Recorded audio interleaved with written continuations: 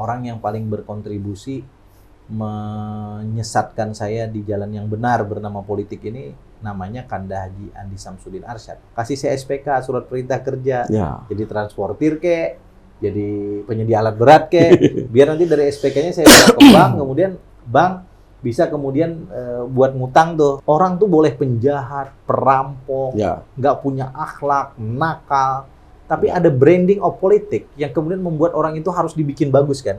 Itulah persiapan orang untuk masuk ke dunia politik, ada pencitraan politik. Dan beliau bilang, saya ini kurang apa difitnah orang. Saya pernah dibilang membunuh orang, menggusur orang, dan segala macam. Kalau saya dengerin itu dan saya sibuk mengurusi itu, saya tidak seperti sekarang.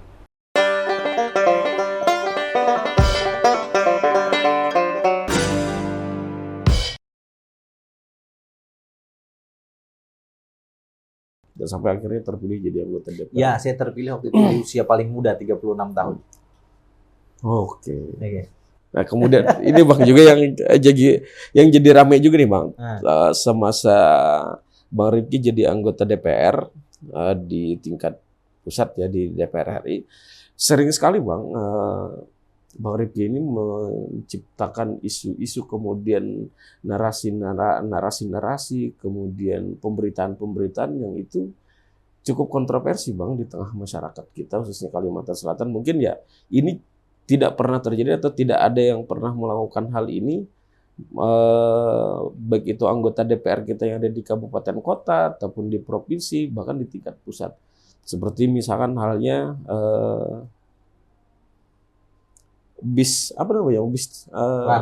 Trans Banjar Bakula. Kemudian juga kemarin revitalisasi kawasan Sekumpul yang kita lihat itu kan yang sempat jadi rame juga kan, ada pembahasan di publik juga. Kemudian program Kotaku juga kemarin dan hari ini sepertinya tidak jalan lagi untuk program itu Bang. Tapi kan akhirnya bisa terlaksana dengan beberapa program itu di beberapa lokasi gitu kan. Nah kemudian kita lihat, ini jujur aja Bang, kalau dari kita menilai sih dari beberapa anggota DPR RI Dapil Kalsel yang mewakili di tingkat pusat hari ini, yang terlihat nampak punya pekerjaan itu Bang Rifki sampai hari ini Bang. Dan juga dari pemberitaan-pemberitaan itu juga sepertinya kalau dari kita di media melihat bahwa Bang Rifki malah banyak tidak disenangi oleh kawan atau lawan politiknya Bang.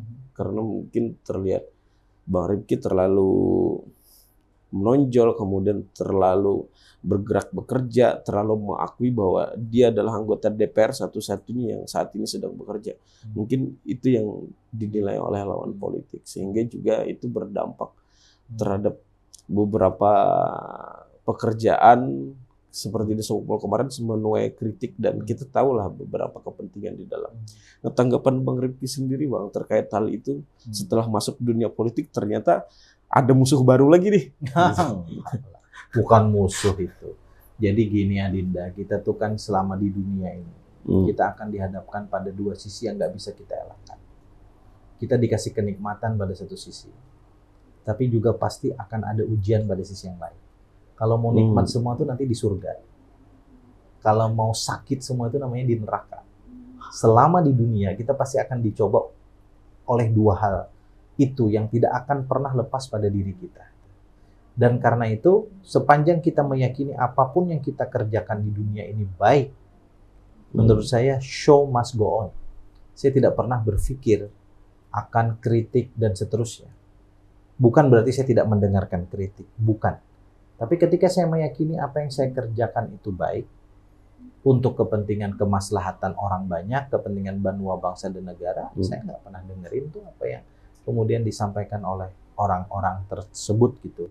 Bagi saya, politik modern itu adalah politik yang mampu membentangkan karya. Jadi kalau saya menganggap kompetitor politik saya itu lebih hebat daripada saya, alat ukurnya karya, Dinda. Beliau sudah berkarya apa? A, B, C, D. Cara saya kemudian untuk dalam tanda kutip merayu publik agar lebih baik daripada beliau, saya harus menghadirkan karya A, B, C, D, E, F, G. Itu saya. Karena itu saya hampir tidak pernah mengkritik politisi lain. Dan saya itu diri saya sendiri aja gitu. Saya kerja ya, saya kerja. Nah, kalau kemudian saya mengatakan bahwa saya sudah memperjuangkan anggaran, mempersetujui anggaran A, B, C di DPR, karena itu kan tugas konstitusional saya dong sebagai anggota DPR RI. Lalu buktinya apa kepada publik? Itu saya bukan untuk para politisi dan elit, kepada orang yang memberi mandat kepada saya, siapa? Rakyat. Karena bagi saya rakyat tuh harus dikasih tahu. Tapi yang gelisah kayak nggak usah kita pikirin. Yang gelisah bukan masyarakat. Ini persis kayak nasihat Haji Isam kepada saya. Iya kan? Kalau kita pikirin, kita dituduh bunuh orang, gusur lahan orang, kapan besarnya kata beliau? Ya udah, fokus aja kita pada pekerjaan kita. Toh pada akhirnya rakyat termasuk media akan bisa kok menilai. Akan bisa kok menilai siapa yang benar-benar bekerja, berkarya, siapa yang kemudian, mohon maaf ya Dinda, sekedar kemudian mengkritik dengan narasi dan kata-kata. Dan saya tuh nggak pernah takut, mohon maaf, kasus sekumpul misalnya, dianggap pekerjaannya nggak bagus, emang bukan saya yang ngerjain. Saya kan tugas saya dua, menghadirkan anggaran, sama ngawasin. Yang ngerjain ya kontraktor dong, melalui siapa? Kementerian. Kementeriannya saya awasin. Kalau kementeriannya nggak benar, saya justru berterima kasih kepada teman-teman LSM, pemerhati yang ikut ngawasin. Tapi kalau itu ditujukan kepada saya dengan asumsi bahwa kalau saya bahas anggaran ratusan miliar atau puluhan miliar, saya mendapat fee dari itu. Jangan-jangan teman-teman yang mengkritik itu punya pengalaman pribadi seperti itu. Saya jujur enggak? Saya jujur enggak? Dan itu boleh di-tracing. Monggo aja di-tracing. Dan saya kan tidak pernah melakukan proses klarifikasi karena memang saya nggak ada apa-apa. Dan diajukan kemanapun saya nggak ada masalah, saya tidak khawatir tentang persoalan itu. Jadi saya sekarang ingin membangun satu tradisi berpolitik, Adinda. Kita ini kan generasi baru dalam politik daerah ya, atau bahkan dalam politik nasional. Kita ingin menunjukkan bahwa style anak muda itu kalau dikasih kesempatan di ruang publik itu beda sama generasi sebelumnya. Apa itu style kita? Style kita itu adalah style politik berbasis karya dan kerja. Dan itulah kampanye kita kepada publik.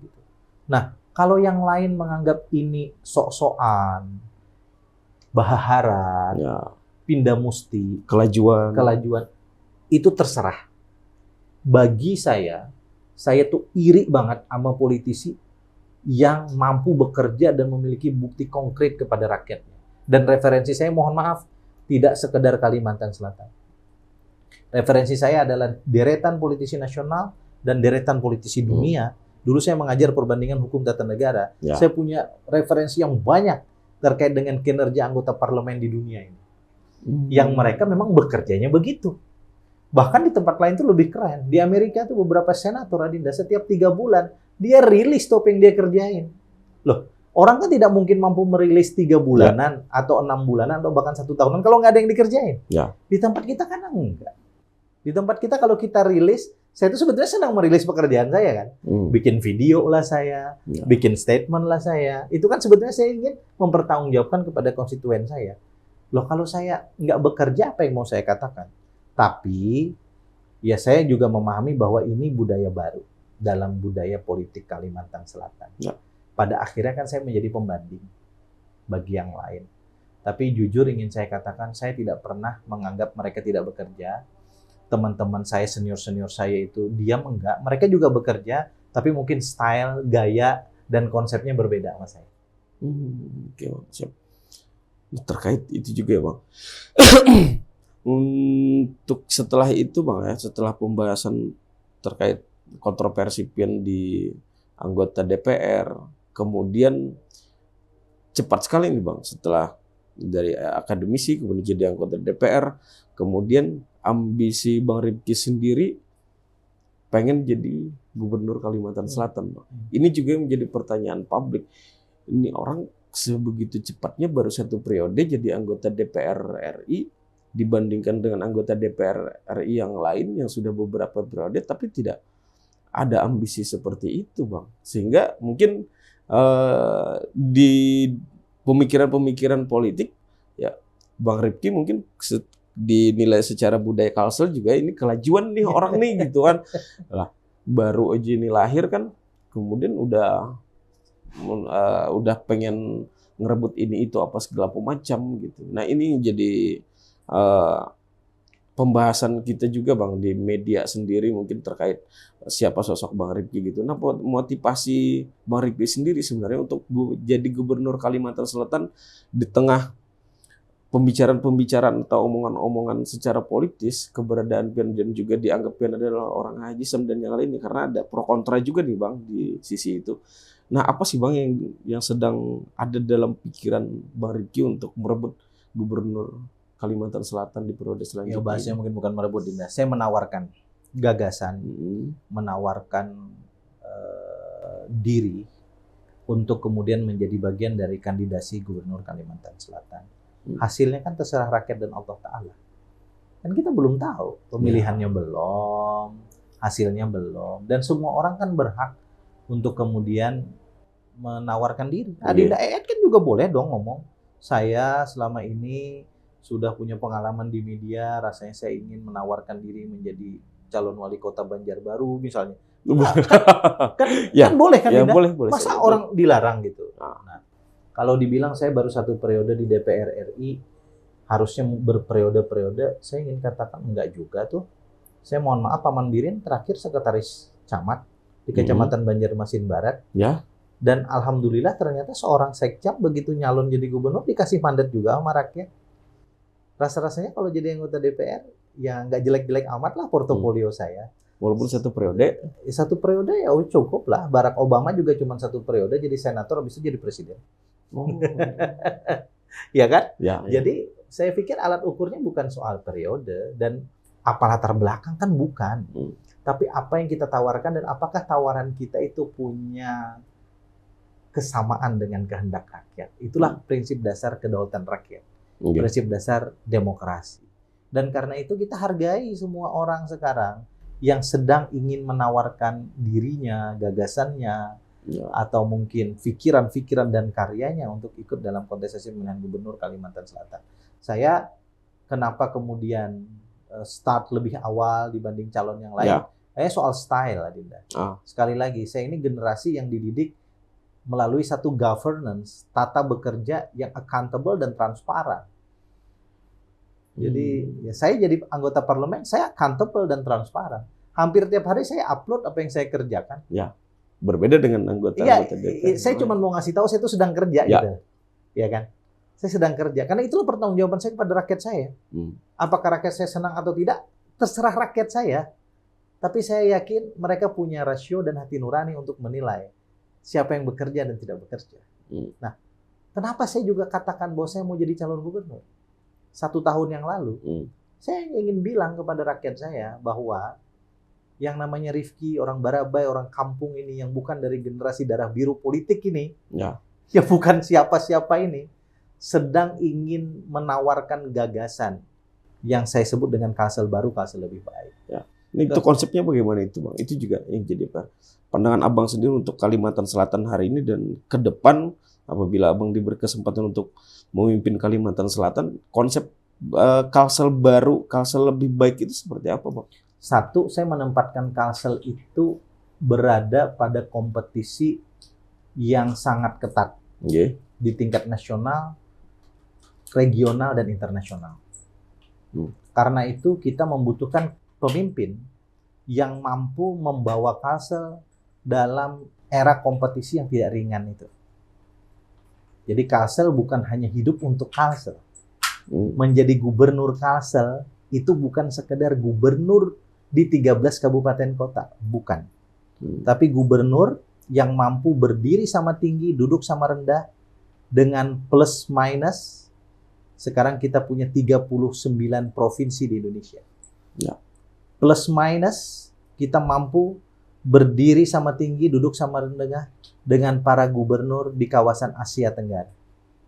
Bagi saya itu konsep Kalsel baru, Kalsel lebih baik.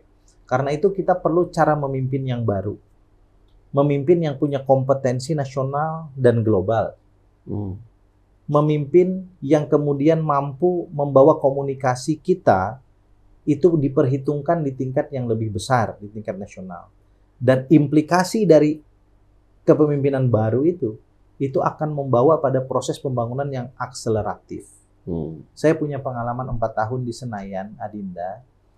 Kemampuan untuk kemudian berjuang, mendapatkan anggaran, lobby, dan seterusnya, itu ternyata mampu menghadirkan berbagai macam percepatan pembangunan di Kalsel. Ya. Yang tadi Adinda cerita. Okay. Kita nih Kalimantan nggak punya loh bus trans seperti Trans Banjarbakula. Dan hari ini kita punya. Ya, hari kita punya. Itu. Apa yang kita lakukan? Kita berjuang untuk mendapatkan anggaran, dan berjuang itu harus disertai dengan data dan kapasitas lobby yang cukup. Kapasitas lobby yang cukup itu harus didasari oleh kemampuan logika dan kemampuan komunikasi yang baik. Nah, bagi saya, kalau saya dikasih kesempatan untuk menjadi gubernur Kalimantan Selatan, saya berharap segala apa yang Allah kasih kepada diri saya dengan segala keterbatasan ini, saya ingin hajatkan untuk membawa Kalsel lebih baik. Jadi itu satu. Fakta dan kondisinya sekarang apa? Kalsel ini secara normatif adalah daerah yang bersempadan atau berbatasan langsung dengan ibu kota Nusantara. Ya. Pilihan kita sangat ekstrim, Adinda. Apakah kita ingin menjadi penyangga IKN yang mendapatkan keuntungan besar dari IKN, atau justru kita hanya sekedar secara administratif berbatasan dengan IKN? Saya sering kasih contoh konkret ini. Jakarta itu adalah daerah khusus ibu kota. Dia disangga oleh 2 provinsi, Banten dan Jawa Barat. Banten itu relatif tidak mendapat benefit yang besar dari Jakarta. Yang paling besar mendapat benefit adalah Jawa Barat. Dia punya kawasan industri di Bekasi, punya kawasan industri di Cikampek. Jutaan orang kemudian bekerja di situ, ekonominya sangat besar. Kemudian kemajuan kawasannya juga sangat hebat gitu. Nah, kita kira-kira akan berkompetisi seperti itu dengan Kalimantan Timur. Dan karena itu 2024-2029 itu adalah fundamen yang harus kita bangun untuk kompetisi pada tahun-tahun berikutnya. Sehingga gubernur tahun 2024-2029 adalah gubernur yang harus mampu memenangkan kompetisi dalam tanda kutip dengan tetangga itu. Ya, apakah Kaltim, atau Sulawesi Selatan, atau Sulawesi Barat. Gitu. Karena itu tadi saya katakan, gubernur Kaltim 2024-2029 bukan sekedar gubernurnya 13 kabupaten kota. Dia harus menjadi gubernur yang mampu berdiri sama tinggi, duduk sama rendah dengan para gubernur lain, dan mampu membangun rasionalisasi serta lobby politik yang kuat. Saya menawarkan diri dan gagasan. Apakah saya layak atau tidak? Biar Allah dan rakyat yang menentukan. Oke. Siap. Ini jadi hal menarik, Pak. Makanya itu yang jadi PR kita juga sebenarnya untuk Kalimantan Selatan, selain daripada sumber daya manusia kita di sini, apakah mampu bersaing nggak dengan pendatang-pendatang yang nanti mungkin mereka juga akan membuka industri, dunia usaha, dan yang lainnya. Itu yang menjadi nilai tawar yang dimiliki oleh sumber daya manusia di Kalimantan Selatan. Apa aja mampu tidak bersaing, itu menjadi PR. Dan kalau gubernur sebagai kepala lokomotif kita di Banua ini tidak punya konsep dan tidak tahu arah, maka saya yakin kita hanya akan menjadi penonton, dan kita nanti akan mengeluh 20-30 tahun yang akan datang atas IKN. Padahal sekarang kita sedang mengeluh-elukan IKN. Bagi saya IKN ini peluang sekaligus tantangan. Saya jujur, Dinda, punya beberapa konsep untuk kemudian kita berkompetisi dengan daerah yang lain. Saya misalnya menyiapkan kawasan Tanah Bumbu dan Kota Baru untuk menjadi kawasan industri strategis internasional. Kita akan kasih di situ nanti insentif 3 hal. 1, lahan yang gratis. 2, listrik yang berlimpah. Yang 3, kita akan punya saluran gas alam. Karena kita punya gas alam di lari-larian yang sampai sekarang belum kita eksploitasi. Gas alam itu, Adinda, sekarang harganya mahal sekali. Hampir semua kawasan industri nasional nggak punya sumber gas alam. Kalau kita lakukan itu dan kita cepat mengambil keputusan politik terhadap itu dengan mendatangkan investor yang tepat, saya yakin kita akan punya kawasan industri strategis tingkat internasional yang bersebelahan dengan IKN. Karena itu saya yakin kita akan menang dari Kalimantan Timur. Saya meyakini itu. Tapi kalau kita tidak ambil kesempatan ini, kita diambil oleh orang lain, kita akan menjadi penonton. Sebetulnya sesederhana itu aja sih kenapa saya pengen jadi gubernur. Karena ini momentumnya. Saya mungkin kalau 2024 tidak berkesempatan ikut dalam kompetisi ini atau saya gagal, saya nggak akan nawarkan diri lagi. Karena bagi saya momentumnya udah lewat. Momentumnya udah lewat. Bagi saya momentumnya udah lewat. Gitu. Saya mengambil momentum ini untuk memastikan Kalsel lebih baik. Ya. Itu aja. Dan saya udah ngomong dengan elit di Jakarta. Kenapa saya pengen itu? Aduh, kalau pembahasan masalah IKN ini Bang, ini panjang banget. Panjang. Kita kalau sering diskusi tentang IKN, kita membandingkan provinsi Kalsel dengan provinsi di daerah Jawa, kita masih jauh. Dan itu jadi PR dan tantangan sebenarnya. Dan saya rasa kita juga sudah lumayan lama ini Bang untuk diskusi ini. Makasih. Dan juga pembahasan ini juga dengan Bang Rifki ini masih banyak sih sebenarnya yang masih perlu kita tahu, kita gali lagi bagaimana tentang pandangan Bang Rifki terkait Provinsi Kalimantan Selatan ke depan, kemudian peningkatan sumber daya manusia, pendidikannya, ekonomi, dan yang lainnya. Menurut saya itu juga akan menjadi pertanyaan-pertanyaan besar Bang. Tapi kita rasa hampir 1 jam udah Bang. Terima kasih. Ya. Dan juga udah azan. Sudah azan juga. Saya juga mohon doa. Saya ikut lagi pemilu legislatif nih. Jadi calon anggota DPR RI. Semoga Allah Subhanahu wa taala mengizinkan Bang. Amin. Makasih ya, makasih banyak. Ya, terima kasih banyak Bang atas waktunya. Makasih. Dan demikian untuk hari ini kita bersama Bang Rifki. Assalamualaikum.